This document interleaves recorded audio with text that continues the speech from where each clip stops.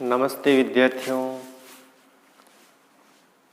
हम पढ़ रहे थे राजस्थान का इतिहास। राजस्थान के इतिहास के तहत हम मेवाड़ के इतिहास को देख रहे थे। मेवाड़ के इतिहास में महाराणा सांगा तक हम पहुंच चुके हैं। महाराणा कुंभा के बारे में हमने अध्ययन कंप्लीट कर लिया है। आज हम महाराणा सांगा के बारे में विस्तार से अध्ययन करने वाले हैं। महाराणा सांगा जिनके शरीर पर 80 तलवारों के घाव थे, जब उनका राज्याभिषेक हुआ उससे पहले ही उनकी एक आंख फूट चुकी थी। साम्राज्य की रक्षा हेतु उन्होंने अपना एक हाथ, अपना एक पैर गंवा दिया था। ऐसे महाराणा सांगा के बारे में आज हम अध्ययन करने जा रहे हैं। प्यारे विद्यार्थियों, महाराणा सांगा को पढ़ने से पहले हम उनके प्रारंभिक जीवन के बारे में पढ़ लेते हैं कि वह किस प्रकार से शासक बने। उनसे 2 भाई बड़े थे। किससे? महाराणा सांगा से 2 भाई बड़े थे। इसके बावजूद में भी महाराणा सांगा शासक कैसे बने उसके बारे में विस्तार से जानते हैं अपन। तो महाराणा सांगा जब शासक बने तो उनके जो पिता हैं, उनके पिता का नाम था रायमल। क्या नाम था? रायमल। उनके पिता का नाम था रायमल। किसके? सांगा के पिता का नाम क्या था? रायमल। ये जो रायमल हैं वह शासक बनते हैं 1473 से। ये जो रायमल हैं वह शासक बनते हैं 1473 से लेकर के 73 से 1509 ईस्वी तक ये शासक रहे। किसके? मेवाड़ के। किसके शासक रहे? मेवाड़ के। अब इनके कितने पुत्र थे? तो इनके 3 पुत्र थे। किसके? रायमल के कितने पुत्र थे? 3 पुत्र थे। रायमल के 3 पुत्रों में जो बड़ा पुत्र था जिसका नाम था पृथ्वीराज सिसोदिया, जो बड़ा पुत्र था उसका नाम था पृथ्वीराज सिसोदिया।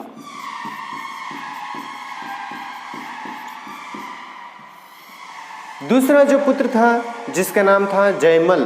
क्या नाम था? जयमल। दूसरा जो पुत्र था जिसका नाम था जयमल।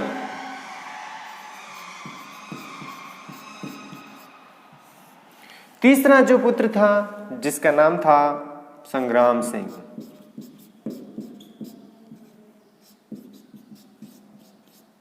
जिसे सांगा के नाम से जाना जाता है इतिहास में। ठीक है, तो कितने पुत्र हुए? 3 पुत्र। किसके? रायमल के। कितने पुत्र थे? 3 पुत्र थे। या लिख लेते हैं पुत्र। कितने पुत्र थे? तो 3 पुत्र थे। कौन कौन से पुत्र? पहले पुत्र का नाम था पृथ्वीराज सिसोदिया, दूसरा पुत्र था जयमल और तीसरा पुत्र था महाराणा सांगा या संग्राम सिंह। अब क्या होता है कि ये जो तीनों पुत्र थे, अब रायमल, ये जो रायमल है इनकी मृत्यु हो जाती है। ठीक है, जब ये जो रायमल है वह जीवित ही होते हैं लेकिन अंतिम पड़ाव पर होते हैं। तो ये जो तीनों पुत्र हैं वह तीनों पुत्र ये चाहते हैं कि भविष्य में कौन शासक बनेगा, अपनी कुंडलियां चेक करवाते हैं।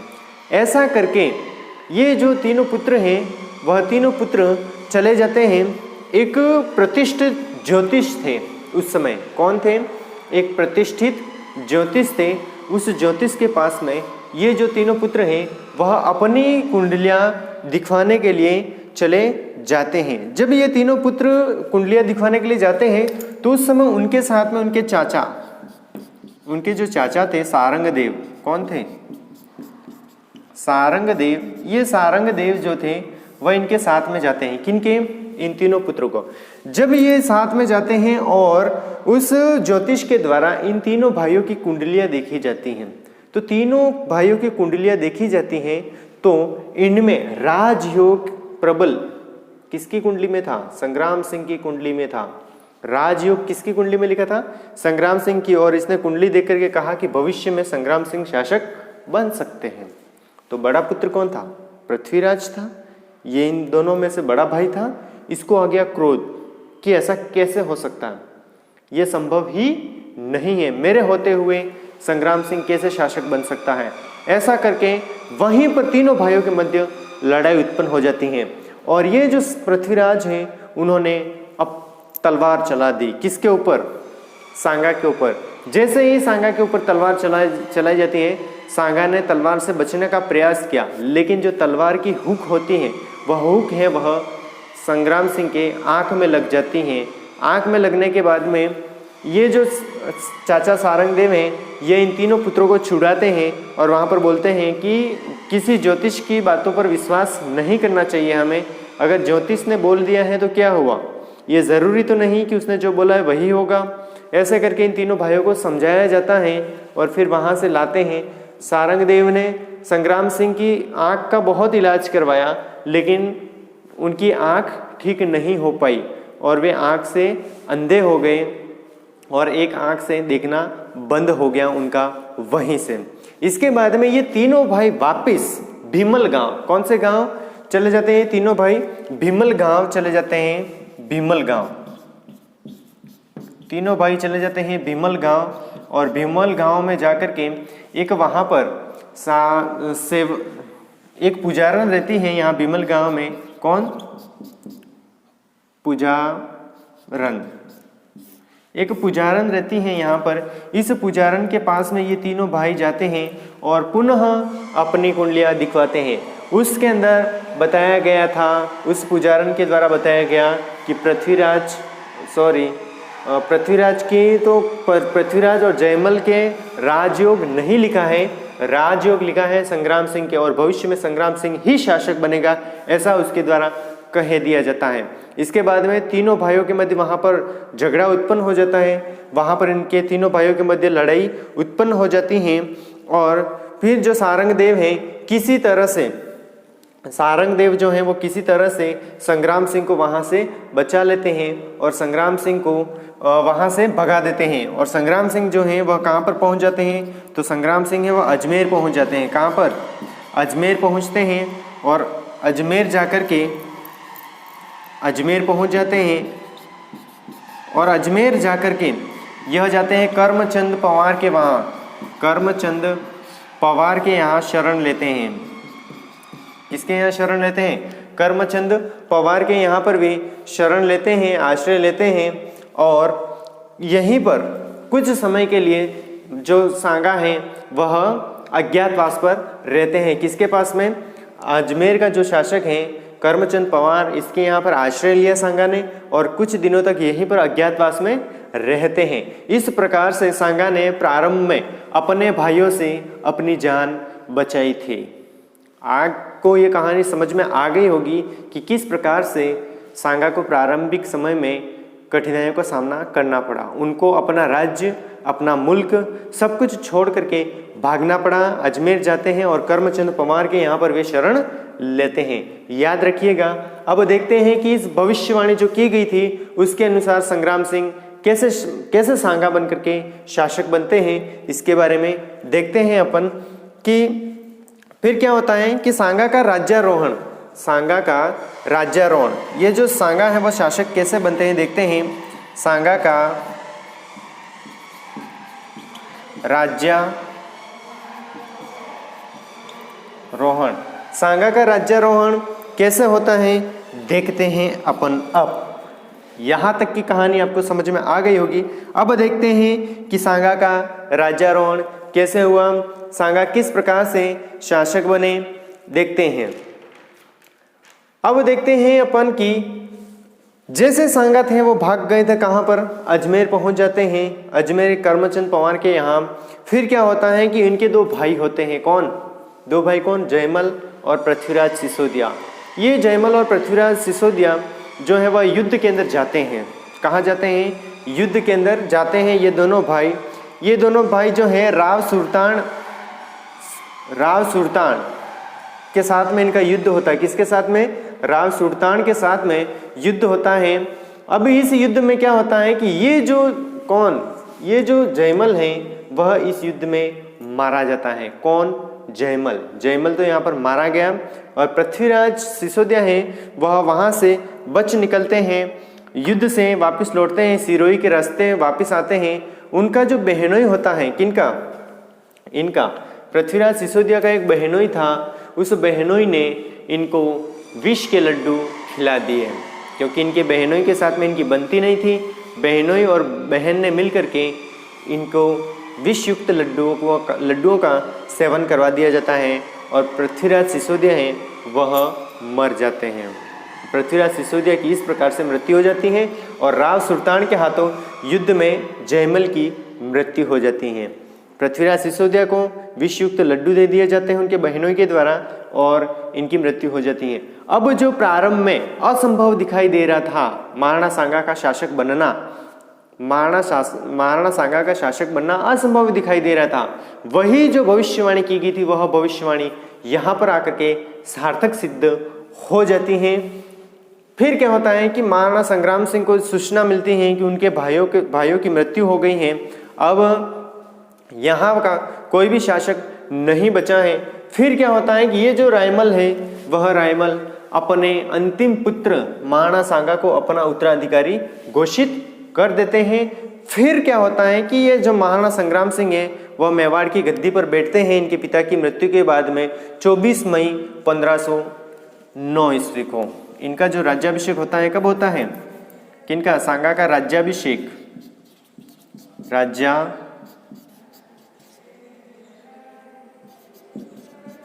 इनका राज्याभिषेक होता है 24 मई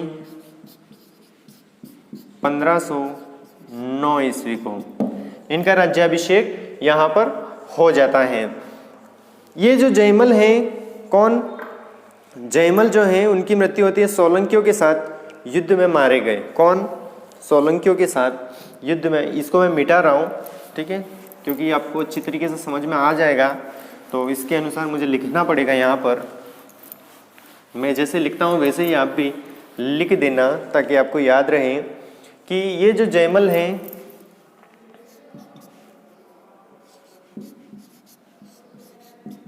राव सुल्तान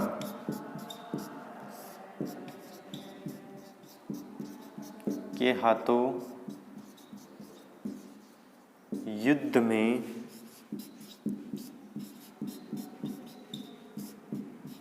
मारे जाते हैं। ये इस प्रकार से इनकी मृत्यु हो गई। पृथ्वीराज जो सिसोदिया हैं, इसे इतिहास में आपने सुना होगा उड़ना राजकुमार। उड़ना राजकुमार जो कहते हैं वो यही पृथ्वीराज सिसोदिया हैं। उड़ना राजकुमार की जो छतरी हैं, जिसे तेज धावक उड़ना राजकुमार जिसे कहा जाता है इतिहास में, ये यही पृथ्वीराज सिसोदिया हैं। बहनोई के द्वारा विषयुक्त लड्डू खिलाने से मृत्यु। बहनोई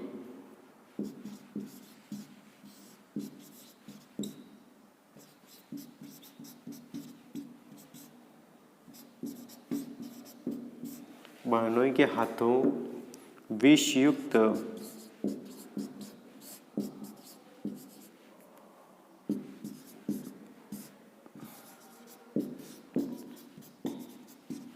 लड्डू खिलाने से मृत्यु।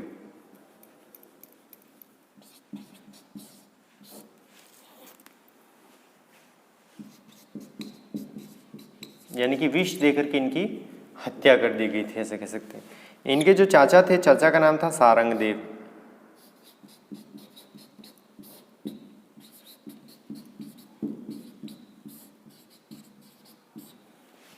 कौन से गांव में गए थे ये सेकंड बार में भविष्य दिखाने के लिए? वो गए थे भीमल गांव।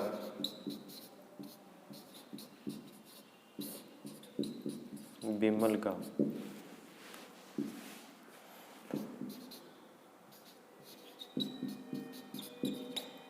पुजारिन के यहाँ भविष्य दिखाने।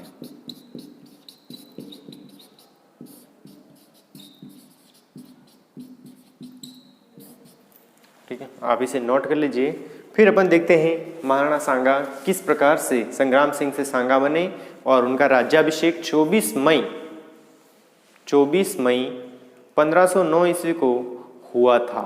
ठीक है, आप इसे नोट कर लीजिए अच्छी तरीके से। जिस प्रकार से मैंने यहाँ पर लिखवाया है उसी प्रकार से आप नोट कीजिएगा कि रायमल जो शासक थे 1473 से लेकर के 1409 ईस्वी तक, इनके 3 पुत्र थे, पृथ्वीराज, सिसोदिया, जयमल, संग्राम सिंह।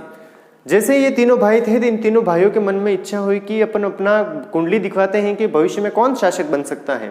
ये तीनों भाई मिलकर के जाते हैं चाचा सारंगदेव के साथ एक ज्योतिष के पास में जाते हैं और अपनी कुंडलियां दिखवाते हैं। इस कुंडलियों के अंदर राजयोग लिखा था संग्राम सिंह के राजयोग लिखा था। तो पृथ्वीराज सिसोदिया को वहीं पर आग उबला हो गया। पृथ्वीराज सिसोदिया, उनको गुस्सा आ गया और उन्होंने तलवार चला दी। जैसे ही तलवार चलाई तो ये बाल बच गए और लेकिन इनकी एक आंख फूट गई वहीं पर। फिर इन्होंने अपने चाचा के द्वारा बीच बचाव किया जाता है और फिर वापस ले जाते हैं इनको।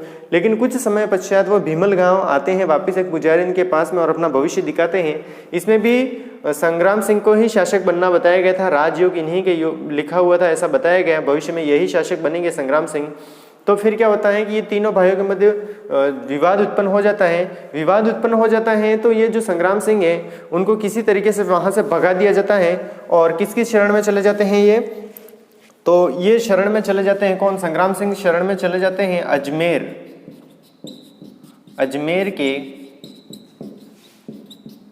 करमचंद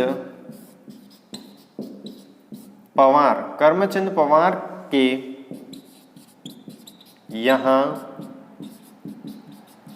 शरण ली और कुछ समय तक यहीं पर अज्ञातवास में रहते हैं। फिर क्या होता है कि ये दोनों भाई बचे हुए होते हैं। ये दोनों भाई युद्ध के अंदर जाते हैं तो सोलंकियों के साथ में युद्ध हो रहा था। सोलंकी शासक था राव सुल्तान, उनके हाथों युद्ध में मारे जाते हैं जयमल। और ये जो पृथ्वीराज सिसोदिया है वह सिरोही से वापस लौट रहे थे। तो रास्ते में इनके बहनोई ने उनको बुलाया और वह बहनोई के यहाँ जाते हैं। बहनों के द्वारा विष युक्त लड्डू खिलाने से इनकी मृत्यु हो जाती है। इस प्रकार से संग्राम सिंह के लिए शासक बनने का रास्ता खुल जाता है। और फिर ये जो रायमल है वह उत्तराधिकारी की घोषणा कर देते हैं और इनका राज्याभिषेक करवाते हैं। इनकी मृत्यु के बाद इनका राज्याभिषेक होता है 24 मई 1509 ईस्वी को। यहाँ तक की कहानी आपको समझ में आ गई होगी। अब अपन आगे देखते हैं।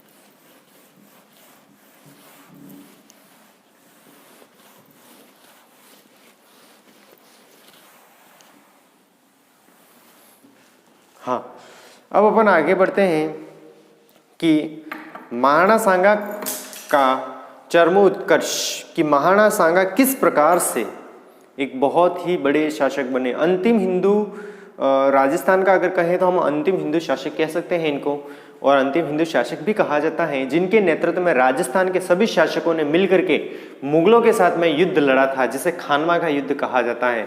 वही खानवा का प्रसिद्ध युद्ध किसके शासनकाल में हुआ था? तो वो मेवाड़ के महाराणा सांगा के शासनकाल में हुआ था। जो बाबर है उसने किताब लिखी है बाबरनामा। उस बाबरनामा के अंदर हिंदुस्तान के उस समय के सबसे शक्तिशाली शासकों का उसने वर्णन किया है, जिसके अंदर उसने मेवाड़ के महाराणा सांगा के बारे में भी उसने उल्लेख किया है कि हिंदुस्तान पर अगर कोई शासन कर सकता है दिल्ली पर, तो उस समय का शासक था महाराणा सांगा। ठीक है। इसके बाद में उसने विजयनगर साम्राज्य के शासक का उल्लेख किया है। सिर्फ 2 ही शासकों को उसने बहुत ही प्रबल बताया गया है।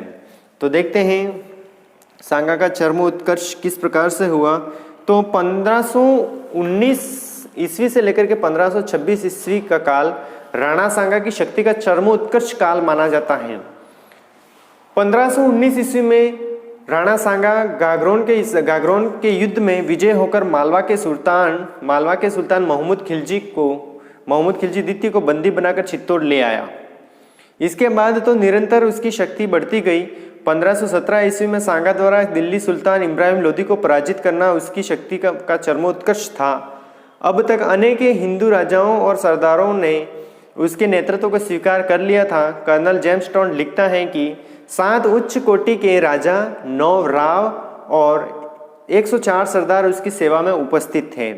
वस्तुतः सांगा ने अपनी पड़ोसी राजपूत शासकों मालवा और गुजरात के सुल्तानों तथा दिल्ली के इब्राहिम लोदी को पराजित करके अपने आप को राजपूत शासकों में सर्वश्रेष्ठ सिद्ध कर दिया था। प्यारे विद्यार्थियों, यहाँ पर मैं आपको प्रमुख रूप से सांगा के द्वारा कौन कौन से युद्ध लड़े गए थे उन युद्धों के बारे में मैं आपको बोर्ड पर लिख करके समझा देता हूँ, ठीक है। क्योंकि थ्योरिकल जो पार्ट है वो आप नहीं लिख पाओगे और उतना मैं भी बोर्ड पर नहीं लिख पाऊँगा। इसलिए आपसे निवेदन है कि आप ध्यानपूर्वक मेरे द्वारा जो भी बात बोली जाती है उसे आप सुने और उनके द्वारा जो प्रमुख युद्ध हुए हैं उन युद्धों का वर्णन मैं आपके सामने बोर्ड पर प्रस्तुत कर देता हूं। तो प्यारे विद्यार्थियों, इसे ध्यानपूर्वक आप सुनिएगा और समझिएगा। अपन देखते हैं अब राणा सांगा। महाराणा सांगा 16वीं शताब्दी का सबसे प्रभावशाली राजा, 16वीं शताब्दी का सबसे प्रभावशाली शासक, 16वीं शताब्दी का सबसे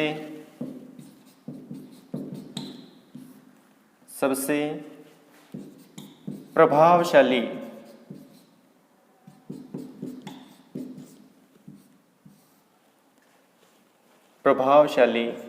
शासक कौन था? मेवाड़ का महाराणा सांगा 16वीं शताब्दी का सबसे प्रभावशाली शासक किसे कहा जाता है? महाराणा सांगा को कहा जाता है। इनकी जो उपाधियां थी, 2 उपाधियां हैं इनकी प्रसिद्ध उपाधियां। इनकी जो 2 उपाधियां हैं वो उपाधियां बहुत ही प्रसिद्ध है इतिहास में। हिंदूपत, पहली जो उपाधि है वो है हिंदूपत,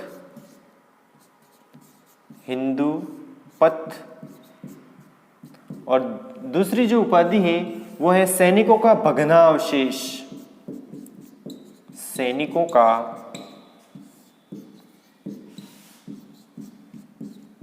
भग्नावशेष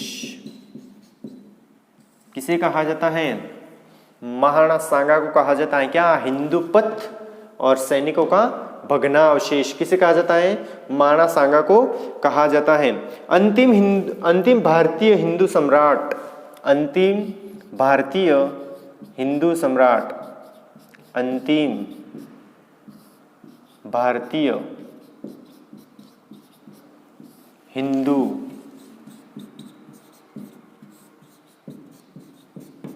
सम्राट, अंतिम भारतीय हिंदू सम्राट। इसके नेतृत्व में राजस्थान के जितने भी शासक थे, जितने भी राजा महाराजा थे, सभी ने मिलकर के इनका साथ दिया था और बाबर के साथ में युद्ध लड़ा था। इसलिए इनको अंतिम हिंदू शासक भी कहा जाता है, ठीक है।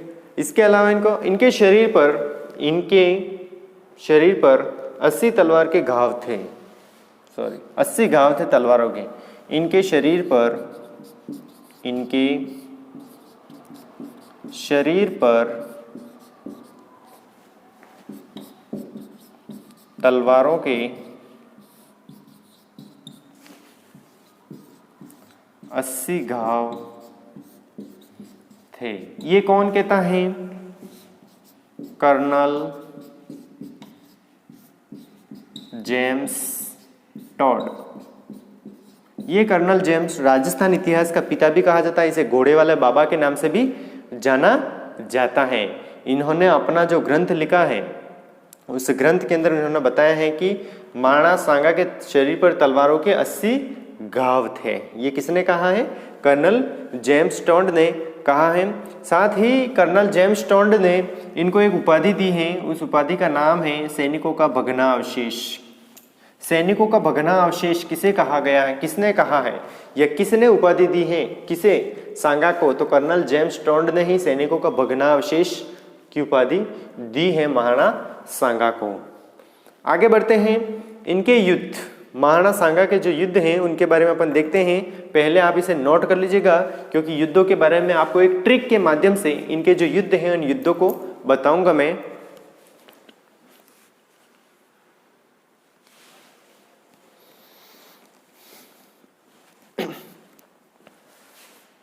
हाँ, तो आपने इसे नोट कर लिया होगा। मैं आगे बढ़ता हूँ।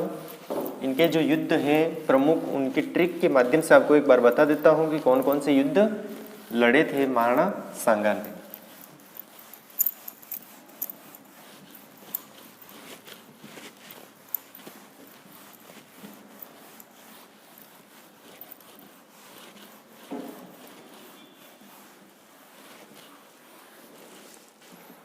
हाँ, युद्धों की ट्रिक है खा ले बेटा घी में बनाया खाना। प्रमुख युद्ध, इसकी जो ट्रिक है वो ट्रिक है खा ले बेटा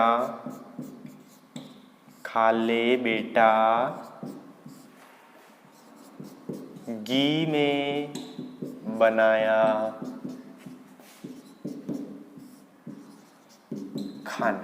देखो होता क्या है कि इनको भूख लगती है, किसे? महाराणा सांगा को। महाराणा सांगा को भूख लगती है और जब ये घर पर जाते हैं इनकी मम्मी को जाकर के बोलते हैं कि मम्मी मम्मी मुझे भूख लगी है। तो मम्मी जो होती हैं वो कहती हैं कि बेटा देख ले बेटा मैंने खाना तो बना लिया है, अब तू ऐसा कर कि मैंने सब्जी नहीं बनाई है, खाना तो मैंने बना लिया है लेकिन मैंने सब्जी नहीं बनाई है। फिर बोलती हैं कि खा ले बेटा घी में बनाया खाना, मैंने घी लगा लिया है खाने में तो तू खा ले, तो खा ले बेटा घी में बनाया खाना। इनके द्वारा ये कहा जाता है। ट्रिक याद रखना, खा ले बेटा घी में बनाया खाना। अब इस ट्रिक का विश्लेषण करते हैं अपन कि खा ले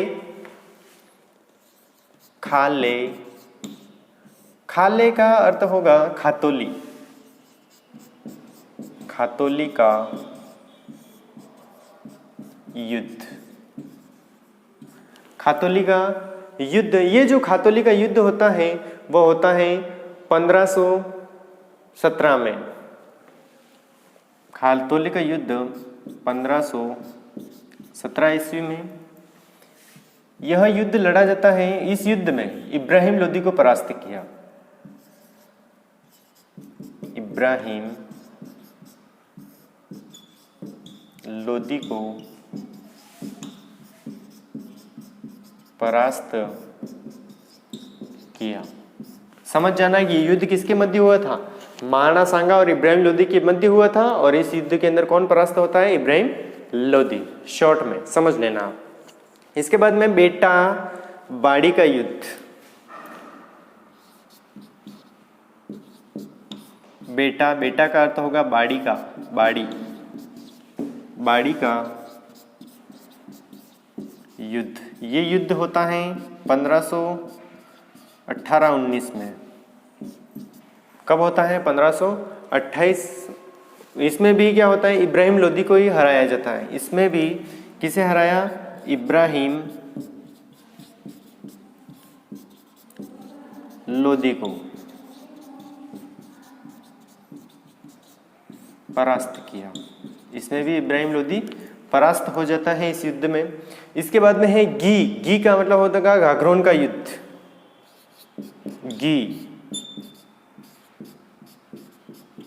घाघरोन का युद्ध। अब ये जो घाघरोन का युद्ध होता है, यह घाघरोन का युद्ध है 1519 ईस्वी में। घाघरोन का युद्ध होता है 1519 ईस्वी में। और इस युद्ध के अंदर महमूद खिलजी को हराया। महमूद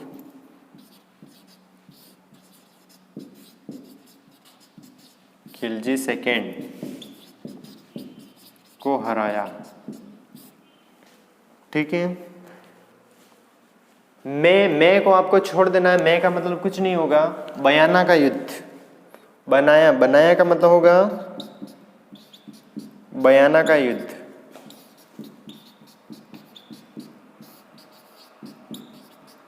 बयाना का जो युद्ध होता है वह युद्ध होता है 1527 ईस्वी में। बाबर की सेना को हराया। 1527 बाबर की सेना को परास्त किया। और खाना का मतलब होगा खनवा का युद्ध।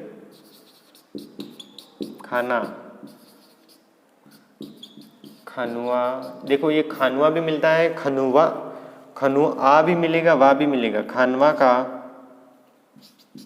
युद्ध 1527, बाबर की